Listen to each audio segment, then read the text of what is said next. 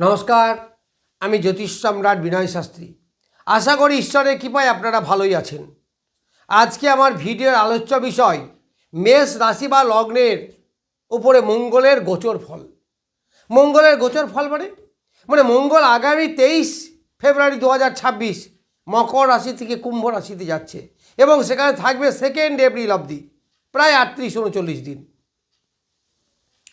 তাহলে এই সময় মেষ রাশি বা লগ্নের জাতক জাতিকাদের উপর কীরূপ প্রভাব বিস্তার করবে দেখুন। প্রথম বলি, মেষ রাশি বা লগ্নের লগ্নপতি বা রাশিপতি হচ্ছে মঙ্গল, আবার অষ্টমপতিও বটে, কারণ বৃশ্চিক রাশির অধিপতি মঙ্গল। এই মঙ্গল বসে আছে একাদশে, মেষ রাশি বা লগ্নের একাদশে। তার লগ্নপতি যদি একাদশে বসে থাকে তাহলে সদাই সুখ, সদাই সাকসেস, সদাই ভালো। আবার সব জায়গায় আপনার প্রফিট হওয়ার একটা বড় সম্ভাবনা দেখা যায়।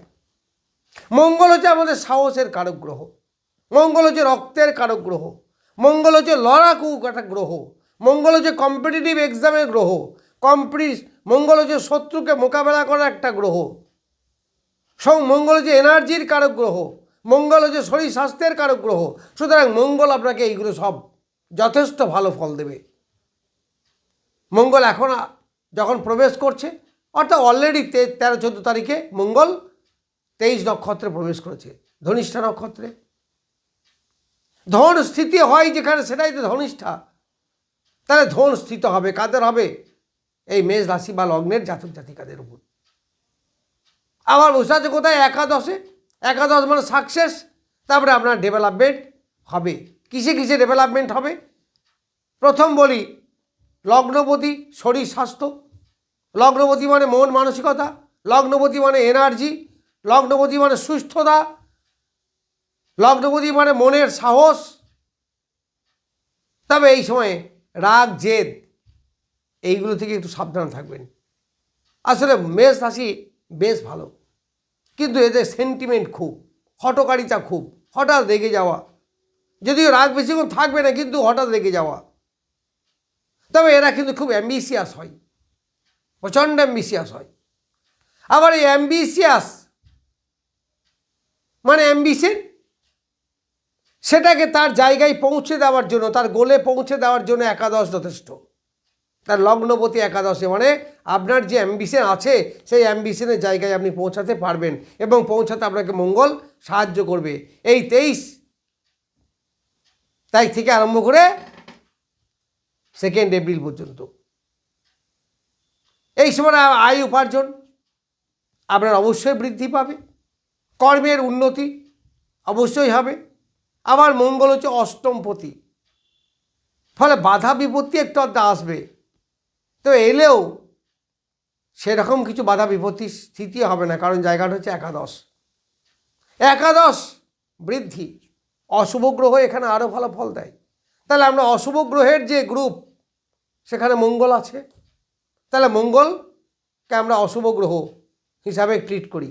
মঙ্গল হচ্ছে ঝগড়া ঝামেলা অশান্তি, মঙ্গল হচ্ছে যুদ্ধ বিদ্যা, মঙ্গল হচ্ছে শত্রু বিনাশ, শত্রুর সঙ্গে মোকাবেলা করা, মঙ্গল কোর্ট কাছারি এইগুলোকে বোঝায়।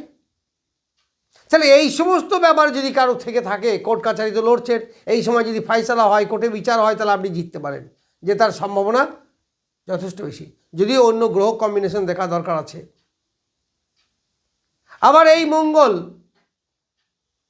একাদশে থাকার জন্য যারা টেকনিক্যাল লাইনে পড়াশুনো বা মেডিকেল লাইনে পড়াশুনো করছেন, এটাকেও কন্ট্রোল করে কিন্তু মঙ্গল।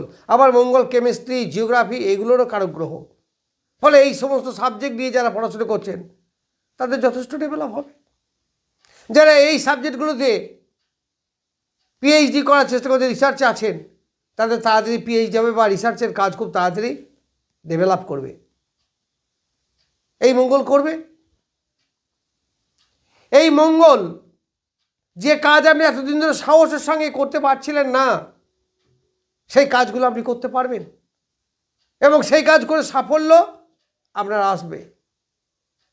বড় দাদা দিদি তাদের কাছ থেকে একটা সাহায্য বা কোনো সাফল্য বা কোনো মানে আয় উপার্জনের রাস্তা প্রশস্ত, এইগুলো হতে পারে। মানে তাদের কাছ থেকে এক কথায় আপনি উপকার পাবেন। এই মঙ্গল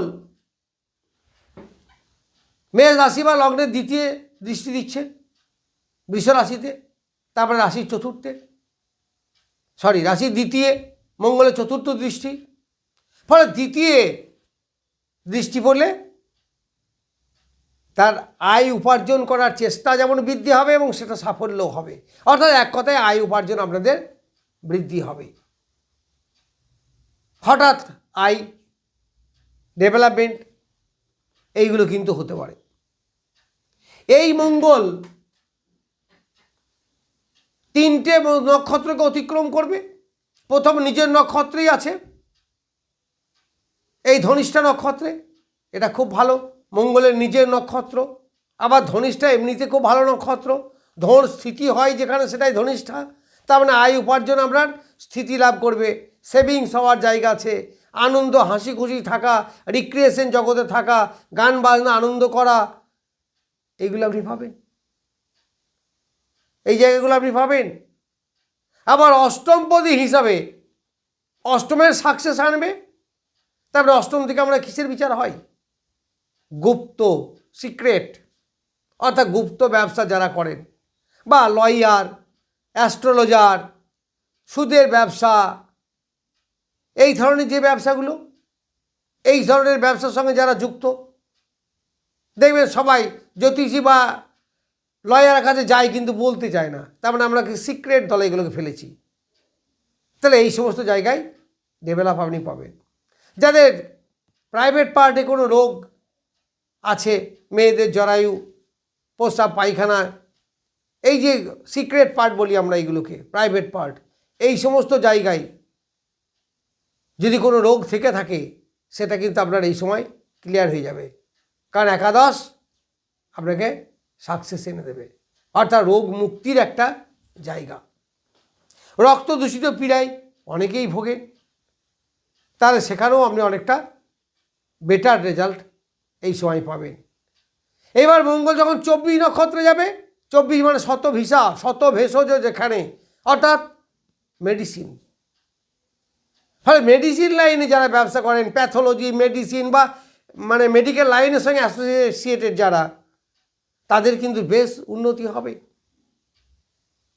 টেকনিক্যাল লাইনে যারা পড়াশুনো করেন, টেকনিক্যাল কাজের সঙ্গে যারা যুক্ত, তাদের কিন্তু এই সময় ডেভেলপ হবে, কর্মে প্রমোশন আসতে পারে।